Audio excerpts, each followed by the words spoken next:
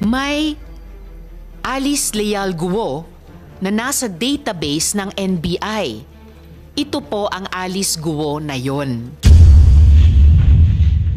Same ang birthday sa birth certificate ni Alice Leal Guo na tumakbong mayor, July 12, 1986.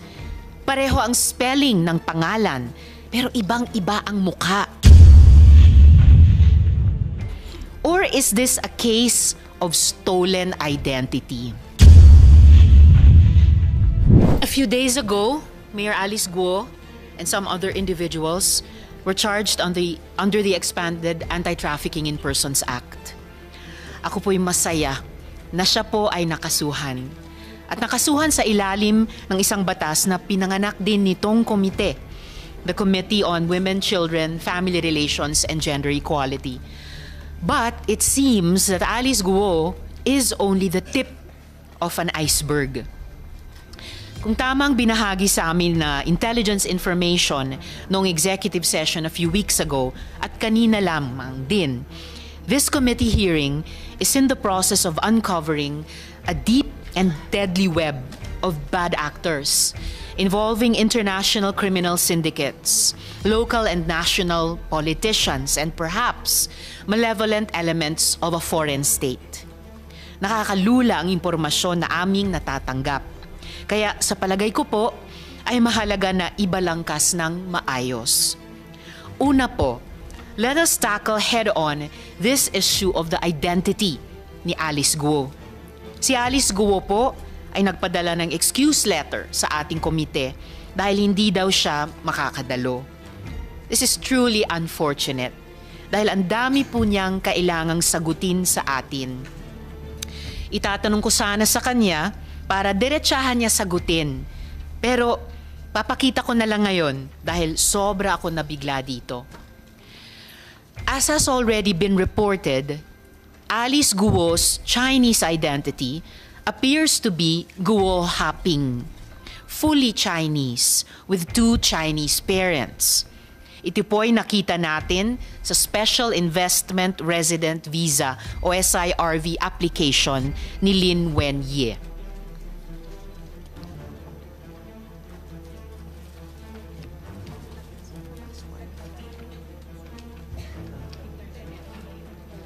Okay, naglalag yung internet natin. I'll proceed. I wrote to the NBI to request the biometrics data of both Guo Haping and Alice Guo, looking to compare their fingerprints. Atin pong nakuha ang kanilang fingerprints at sa kasalukuyan ay ito ay ina-analyze. Ngunit po, salamat sa maagap na tugon ng bagong NBI Director, Jaime Santiago, nakuha din po natin ang impormasyon na may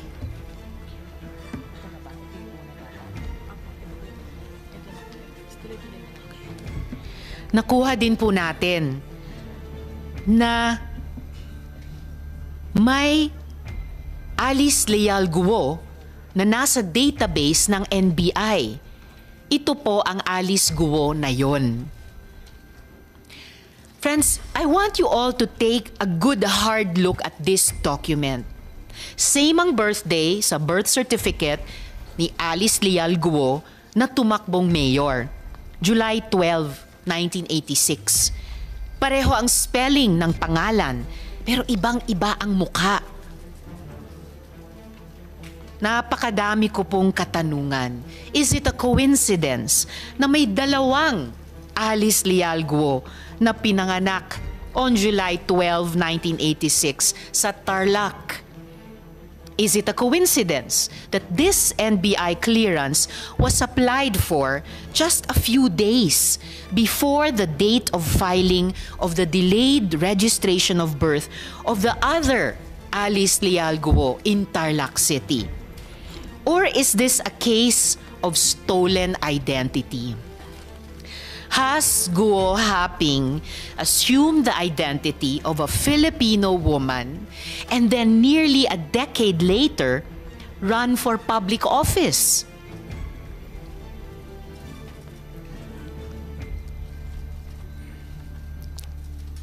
Sino po ang babaeng ito na may pangalang Alice Leal Guo pero hindi kamukha ni Mayor. Nasaan na po siya ngayon? Bakit kailangan ni Guo Haping nakawin ang pagkatao ni Ms. Alice Leal Guo kung mayroon na siyang validly issued investor's visa na papahintulutan siyang mamalagi dito? Which leads us to our next question. How large and what is the nature of Alice Guo's networks? May ebidensya na tayong nakita na may link ang Bamban Pogo Hub to Clarkson Valley, isang pogo na atin ang naunang na ocular na mayroong mga video room at mga models para sa love scam. Si Huang Ziyang na incorporator ng Baofu at Pogante ng China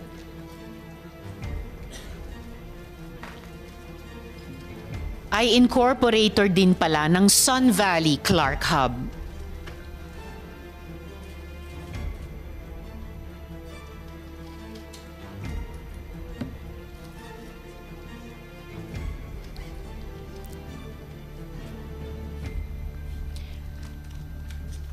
Ayon rin sa ebidensya, konektado ang Hongsheng Gaming Technologies, yung company na ni-raid at pinalitan lang ng Zunyuan Corporation sa Bamban Tarlac. Konektado ang Hongsheng at ang ni-raid ng PAOK na Pogo sa Porac, Pampanga. Paano nangyari yun? Ayon na rin sa mga papeles na nakolekta sa raid, sa pamamagitan yan ni Dennis Cunanan, dating Deputy Director General ng TLRC na may criminal conviction for corruption.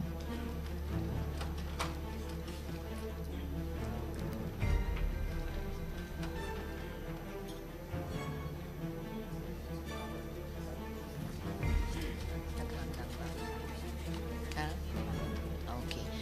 Mabagal lang po yung internet. Mas mabilis yata doon sa Pogo Hubs. Malalapit na kaibigan din ni Mayor ang mga ringleader ng Lucky 99 Pogo sa Porac. Ito naman po ang photo mula sa campaign niya kasama si Catherine Cassandra Leong o Cassie Lee na authorized representative in Lucky 9 sa Porac.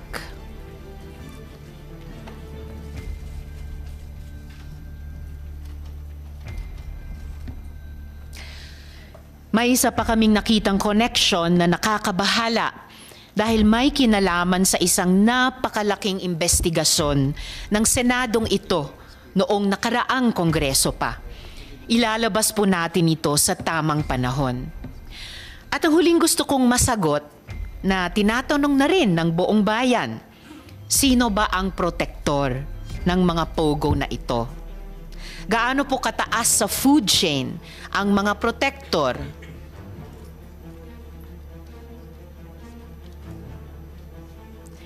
DILG na po ang may sabi. Pogo money can influence the 2025 elections. Mayor Alice certainly likes having friends in high places. Hindi po basta-basta ang mga kaibigan niya. Considering that this woman is now charged with qualified human trafficking, it is imperative that her links and networks are fully investigated. I now wish to ask my colleagues if they have opening statements. Yes, Senator Grace, please. Thank you, Madam Chair. First of all, magandang umaga sa inyong lahat. I would like to thank our Chairperson, Senator Risa Hontiveros, for her firm and unwavering resolve to this fight to oust pogos in the Philippines. It is true, we have seen more than enough. And this was started also by Senator Sherwin Gatchalian in the Senate. Kung inyong matatandaan, nang ibinahagi ko sa isang privileged speech ang tungkol sa mga pogo-related abductions noong 2022 pa. Hindi pa uso noon ang mga raids. Ang meron lang tayo noon ay mga reports of kidnapping, accounts of assault, meron pang ako nakausap na personal na nag-report sa akin na siya ay na-abduct at sinaktan.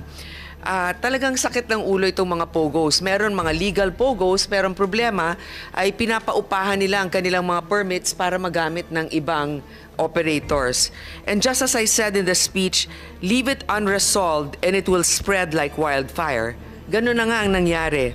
Sa loob lamang ng higit isang taon, ang illegal activities ng mga pogo ay naging full-blown operation sa loob ng self-contained compounds. Binaha tayo ng ebidensya sa kung gaano kabaluktot at kasalimuot ang tunay na mundo ng pogo. Nakita natin sa loob ng pogo hubs ang mga complex na mga prostitution dens na pinapaandar ng human trafficking. Nakita rin natin ang hile-hilerang computers at smartphones na naghihintay lamang na susunod na biktima at mga SIM cards at text blasters na para bang kinukot niya pa tayo matapos nating maipasa ang SIM Registration Act. Madam Chair, hindi na ako pupunta sa mga detalye sapagkat talagang very exhaustive ang iyong pag-iimbestiga dito.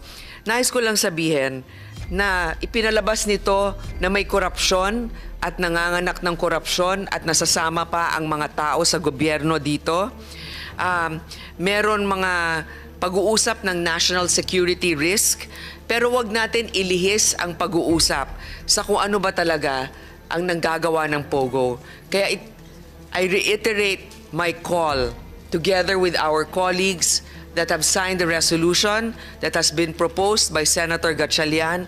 Please, we have to ban pogos. Iban na natin ang pogo dahil hindi natin sila kayang bantayan. Hindi napapakita natin na ang ating gobyerno ay nahihirapan dahil nga may mga protector sila. Pero kung may nagsabi na ban na ang pogos, mas madali na natin matutunton pag may operation, hindi kayo pwede dyan. Ganun lang kasimple yon. Thank you, Madam Chair. Thank you very much, Sen. Grace. Sen. Sherwin? Thank you, Madam Chair. Magandang umaga po sa lahat. Parang hindi na ho tayo natututo dahil wala pang 6 na buwan, nagkaroon na ng pangalawang raid sa Porac naman. Yung nangyari sa Bamban, March of this year, 2024, nagkaroon ng malaking raid. Nakita natin kung gaano kalaki yung Pogo Hub na ipinatayo sa Bamban. Nakita rin natin na merong nangyaring human trafficking, merong nangyaring torture, merong nangyaring prostitution. At nakita rin natin may elemento rin ngayon ng mga pagpepeke ng ating identity at pagpepeke ng nationality. Wala pang 6 months, in June of this year, may na-raid naman sa Porac. At itong pag-raid sa Porac, halos parehong-pareho sa nangyari sa Tarlac. Itong Lucky South 99, 2 beses na-raid to. Noong September 2022, na-raid na siya. May nahanap na 40 na mga illegal aliens na nagtatrabaho doon. Gumastos tayo para i-deport. Ngayon, June of 2024, meron na naman na-raid. At nung pag-ikot ho namin doon, itong pasilidad, itong Pogo Hub na ito, hindi pang karaniwang Pogo Hub. Para sa akin, ito na siguro yung pinakamalaking Pogo Hub na napuntahan ho natin. Dahil halos ang nadiskubreng computers yun, 2,300 computers. So ibig sabihin, at any given time, meron silang 2,300 na nagtatrabaho doon. At nakita natin na itong kanilang modus halos parehas.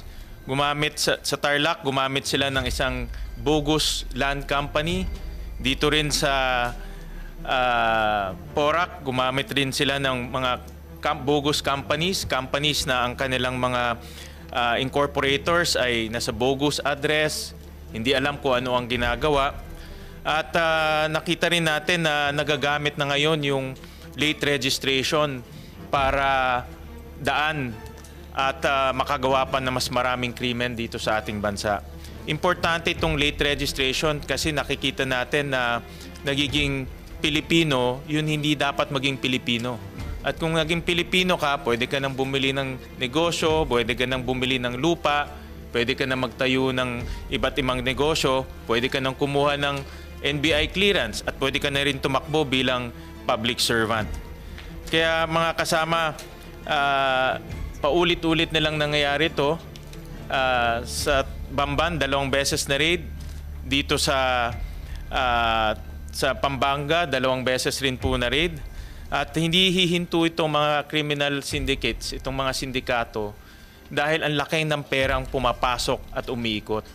At nakita rin natin na hindi ito dumadaan sa formal channels. Hindi lumalabas to sa kanilang mga income statements.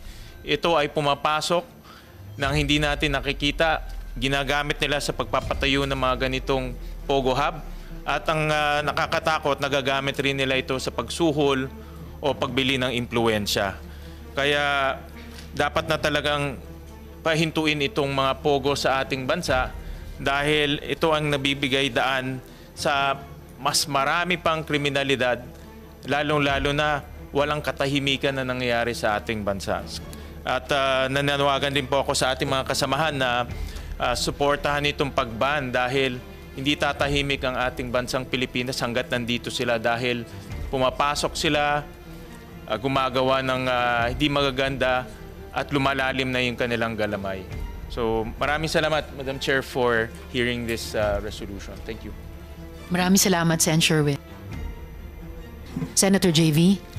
Yes, maraming salamat, Madam Chair. Magandang umaga po sa ating lahat. Una sa lahat, nais kong pasalamatan ang chairperson ng committee ito sa walang samang tigil na pagdinig sa issue kaugnay ng Pogo Operations. Nasimulan pa ng ating kasamahan din na Senator Gatchalian mula nung nakaraang kongreso sa Pogo Operation, lalo sa human trafficking at scamming activities.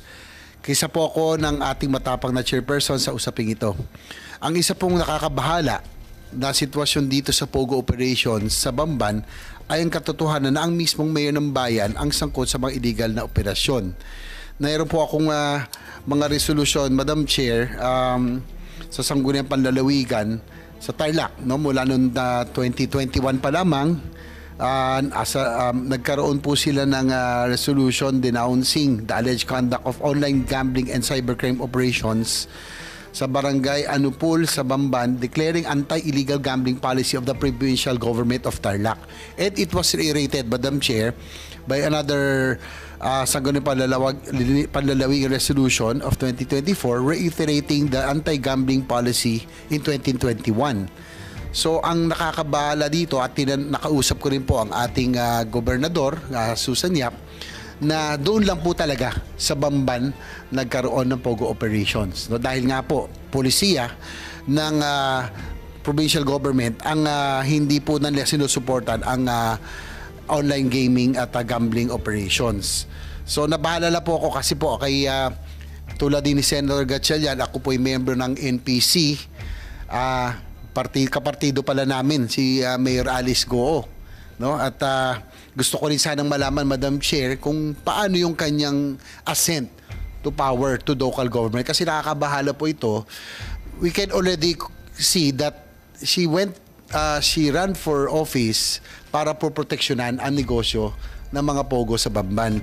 At siguro kailangan natin malaman yung naging history. Saya po wala siya. Siguro if there will be another hearing again, Madam Chair, I suggest we invite also the former mayor na mukhang siya po ang naging susi kung paano nakapasok si Alice Goo bilang sa political scene ng Tarlac, lalo sa Bamban.